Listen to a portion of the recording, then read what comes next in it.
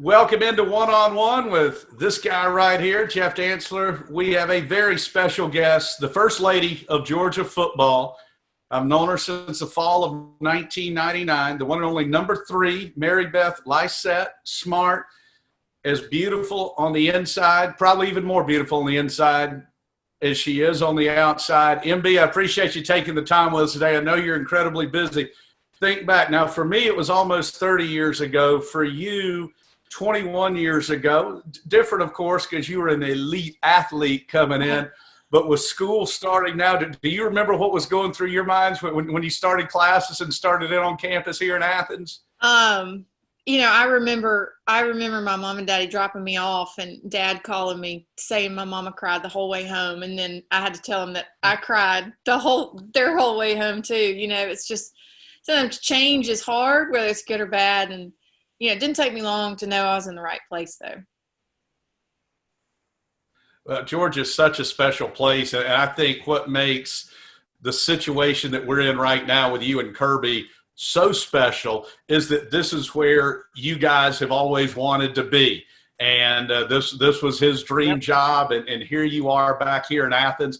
And I can tell you a couple of Christmases ago, Emily and I ran into Mrs. Dooley, who's always a straight shooter. We were walking through 5 Points, and we just talked about the similarities with you guys having the young family with the twins, Weston and Julia, and little wild man Andrew, and now lovely little Bess there, who my Albus is in love with. That's and right. I think they just see a lot of similarities. And Miss Dooley said when Coach Dooley got the job, she was 23 with 2 kids and pregnant with a third. So you weren't quite there, but a lot of similarities. And I know you guys want to be here forever. And the authenticity that brings makes it incredible for everybody associated with the program. Yeah, no, I mean, you hit it on the head. We hope we're here forever. Our children, grew up, the first 9 years, they're all born in Alabama, but it's like they don't know anything else. This is home, and cannot be more thankful to be here. And I think we realize too, like how rare that is for college coaches. We've, been fortunate to meet a bunch now of other D1 head coaches, and it is so rare to even live anywhere relatively close to your actual home and where your family is. And so we're very, very thankful to be here.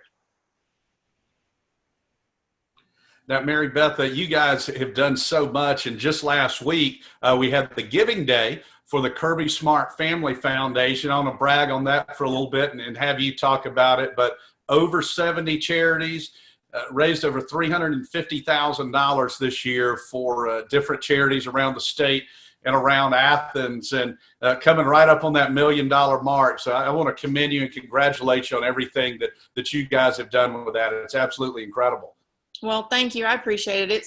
And we certainly haven't done it by ourselves. We've had a lot of help financially from donors, and a lot of wisdom from people. I know you had the great John Parker on last week, and he's been so awesome, and just he's just done so much in his life, and is so wise with people and how to navigate relationships. And it's really, with the Giving Day, just makes it all worthwhile. It's so cool to see what these charities, what these people are doing in our state and in our community, and just to be able to help them just a little bit is awesome. It's very gratifying. Now, John felt a little uneasy because he was sandwiched in between you and Teresa Edwards. I don't know how you put John's me an old behind basketball coach. No, that's the first thing when you told me those were your last 2 guests. I'm like, oh my goodness, how am I going to live up to Teresa Edwards and John Parker? That's crazy. Do you remember when Teresa came onto the bus after we lost to you-know-who for the first time back in December of 2002? I do not. Should I? What game was that? It was after we lost to the yes, enemy. I know. You won't say the name. I do remember that. I think I was 0 for 9 in that game. I tried to block it out. It's gone. We started a long winning streak after that. Wound up going to the Sweet 16, and you had such a great year. Mary Beth, one of the things that always impressed me when you came in, not only did you work your way to Georgia, you really had to talk your way to Georgia. You were one of the best players in the state, but we had just a slew of phenomenal players in here, and you got your opportunity, and you didn't play much that first year. You played some your sophomore year, but the work ethic that you had, the drive that you had, your junior and senior years, you were one of the best players in the league, and certainly one of the best we've had. And I always admired that. Where did you get that from? Where did that come from? Well, I feel like you're kind of pumping me up a little bit. I don't know that I was ever one of the best players in the league or one of the best players we ever had.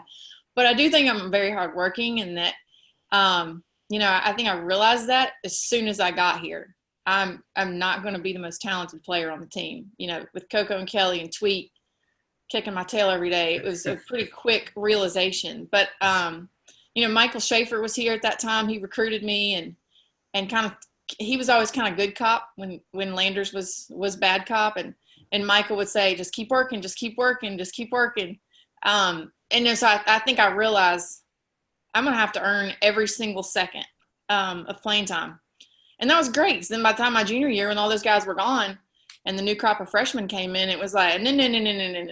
You're going to have to earn it from me now. So when it comes to favorite Landers stories, we've all got them. My favorite with you is he was known to, if you weren't performing, to kick you out of practice, and you misinterpreted what merely getting kicked out of practice was. Yeah. Yeah. I think that was my freshman year, pretty early in, maybe like 10 days in. And I couldn't do anything right. And he basically just told me that I was wasting everybody's time. So I was gone. He said, get out. You're done. I think that was what he said. You're done. I thought I was done. I thought my scholarship was gone. I'd already missed rush, so I couldn't join a sorority. I was just like, I'm going to be nobody. I don't have anybody. And he chased me out. I wouldn't leave. He chased me out of Stegman into the locker room. And he was like, you can stay here till the clock runs out. And I just sat there and watched that red clock go down, thinking about how I was going to tell my parents that I was done. But, thankfully it was just for the day, not forever. What are a couple of your other favorite stories from your days with the Lady Dogs, MB, and how have some of those experiences helped you? Because I think the fact that you played is a great benefit for us when it comes to recruiting. And I think you can really give a firsthand account to our incoming players, their mothers, what it's like. I just think from your perspective, would you agree with that? And just give us a couple of your favorite stories. Well, I'll start with the stories. One of the memories that sticks out in my head the most, and Mike Mobley can give you his account of the mask that I had to wear. I was having my nose broken. And it was Tennessee week, which always took intensity level up and physicality. Coach was honest. Everything had to be harder, faster, stronger. And said this was my junior year when I wasn't going to let anybody take anything from me.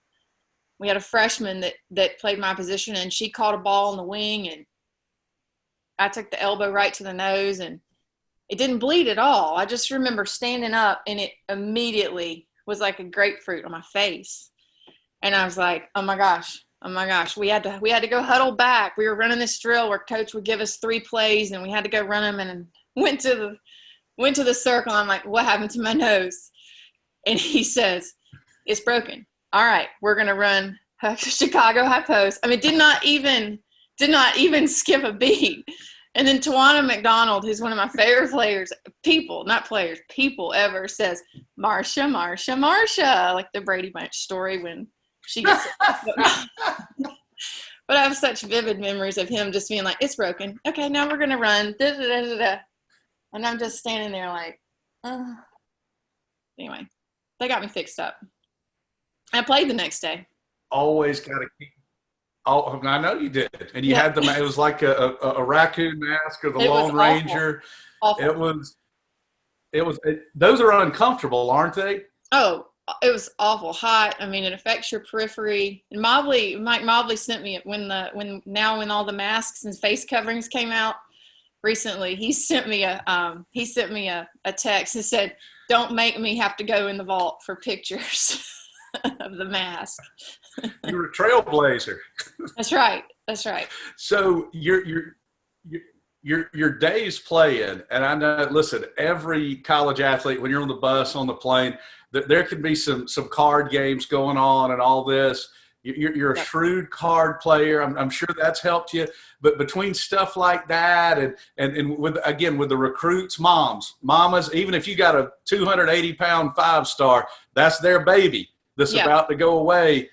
You can get them straight on that. And again, I think your experiences as a college athlete have to be an enormous plus. Yeah, I think the card playing is my definitely a skill that I'm proud of. I can hang on recruiting visits. You know, sometimes they may underestimate me a little. We can play joker, deuce, deuce. Are we playing straight up? I know how to talk the card language, you know.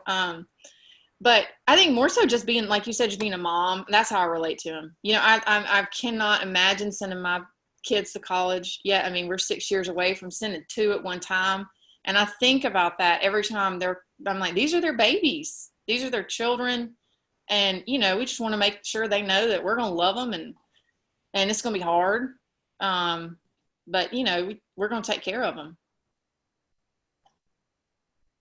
What's your favorite part about being the first lady of Georgia football? I know when we had talked a couple of months ago, you had mentioned about what it's meant when we've had some of our players get drafted, and for Andrew Thomas to go so high, experiences like that. Does that rank up there? And what are some of the other things you really love about it? Yeah, I think I do feel like I've gotten to know the players more being here.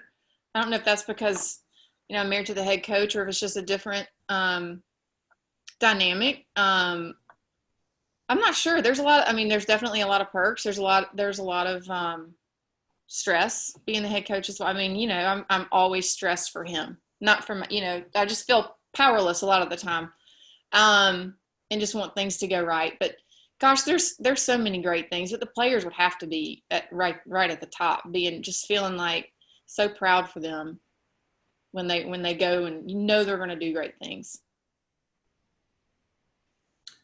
One of the important things, and I know you got this from being a player, and Coach Landers always talked about enjoying the journey.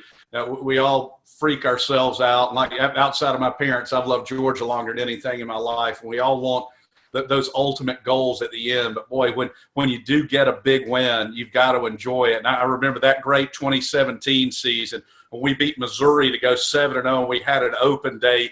And I texted you congratulations. You said, "Oh my gosh, the music is thumping at the house tonight." So it is nice during the journey there when you have a big win and you can really sit back. And I know coaches, they might not even get 4 or 5 hours, but you have to give yourself some time to enjoy the good times. Yeah, absolutely. And I think our first year here, you know, losing 5 games, you know, it's eye opener. It's like, listen, we can't, you know, we don't want to ever take any win for granted. So you got to enjoy them and, you know, celebrate your hard work that you put into it and celebrate each and every one of them.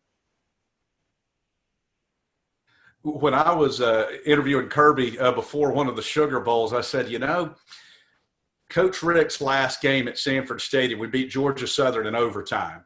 Kirby's first game in Sanford Stadium, we beat Nicholls State by 2. I almost jinxed us. My co-host will always ask me, "Would you take a 1-point win right now?" And I always say, "Yep." That would go, no. And I'm like, oh my God, I'm going to cost us this game. And then to go from those 2 games between the hedges to the next 3 years, Rose Bowl, Sugar Bowl, Sugar Bowl, Sugar Bowl. You talk about taking off. It's absolutely incredible, and just enjoying those experiences. And again, that's what I know it means extra to y'all beyond just the investment, because in your hearts, you've always been Georgia Bulldogs. Yeah, oh, absolutely. I mean, I think that I couldn't say there's anybody that wants to take Georgia to the next level, to that next step to win the national championship more than Kirby. I mean, and that's when you say so authenticity, that's it right there. He wants it. And he's so, I know he's so proud. I can't speak for him. I'm speaking for myself, but I know he's so proud to be the head coach, and he's got big dreams just like everybody else. But, he would say 1 game at a time, 1 game at a time. We're not looking ahead to anything. So. No, well, us old Bulldogs grew up like that with Vince Dooley and Larry Munson. That's why we're all natural-born pessimists. MB, your dad is awesome, capital P, Mr. Paul. We love him. I know how proud he is of you. Talk about your dad and how he's enjoyed all this experience. Oh, yeah. He's loved it, just like Kirby's parents. Kirby's dad watches from the sidelines during the games, and my dad and Kirby's mom hang out with the kids, and they share the stress just like I do. We're all just as nervous as we can be. But yeah, capital P's loved it. He's he comes to all the bowl games and helps me with the kids, and he texted me yesterday when we found out that the first game is Arkansas, and he said, "Oh, I hope I get to see Jamie Pittman." He has relationships with the other wives, and he's a people person, so it's fun having him around to enjoy all this with. Well, I know your mom passed away a few years ago. I know how proud she is of you too. She was a great, great lady, and I know she's looking down on you and just so happy that all this has happened. And I think with all the, just for lack of a better term, just the craziness of these last 5-6 months, whatever it is now, if there's one overlying factor, it's been, boy, you better savor every opportunity. You went through these things. If you had a 5 a.m. workout, and in those days it was a 7:50 class, now an 8 o'clock class. I know these kids now, things you probably used to dread, they can't wait to get back into that routine. Yeah, I think we're all kind of like that right now with everything. I'm just thankful to be able to go take the dog for a walk. It's just like every little thing we get to do. It's getting back any kind of sense of normalcy is great. My kids are back in school right now with masks, and my house is quiet, and I'm sure appreciating that for the moment. But yeah, I know these players are chomping at the bit, and Kirby's certainly excited to get back in there working. And Mary Beth, one of the big themes, and we've said through all this, was when it's darkest, light shine brightest. And I thought you guys had a great theme for the Family Foundation in that be a light, tied it in with how we light up Sanford Stadium going into the fourth quarter. And that is a tremendous message. Yeah, no, I think it's just, like one of the things Kirby said in his interview was, so many people have helped he and I get to the place where we are. And so and we're all like that. And, nobody can do anything on their own, and you got to have a support system and be there for others like people have been there for you. And I think that's, I've seen so much of that within the Bulldog family here in the last 6 months. And so I think it's important to be a light. And I think, the message he's giving that message to the players too.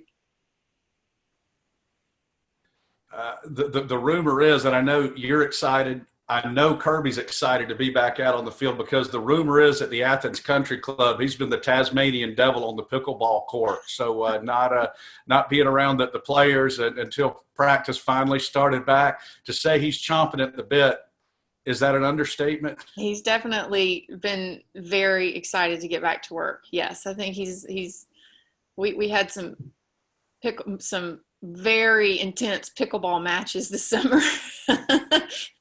And so yeah, he's excited.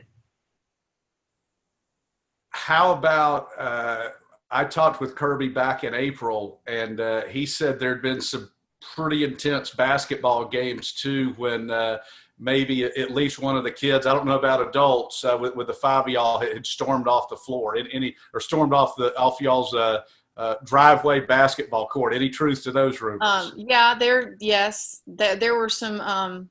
Not by me. I'm a good sport. But yeah, we've had some pretty intense knockout games. There were some beach races. I think everybody probably saw those on TikTok. Our family, just anything we can do to compete. We're always trying to make it fun, and our kids are pretty dang competitive as well. So, and that makes it fun. They're at a fun age for us to hang out with them and get them engaged. Anything we can do to keep them engaged with us, we're doing it. Can you share when you and Kirby, I guess y'all had just started dating, your Cracker Barrel checkers story, because that's been one of my favorites. I think they had those big tables with the big checkerboards, and we put our name in to eat, and it was like, oh, it's gonna be a 30-minute wait. So we sat down and played checkers, and then they called our name, but it was like, well, if you get up, you lose. So I'm not getting up. And he's like, well, I'm not getting up either. So we lost our table, pretty sure. And I don't remember who won that game. So they see I'm not a bad loser. The importance is the good competition of the whole thing. Do you have a favorite win since you guys have been here at Georgia? I mean, the Rose Bowl is the easy answer. Was just so special for those seniors that came back, and in such a big game too. I mean, such a big game. That was a really special moment. Beating Florida is always fun. Those 3 straight in Jacksonville.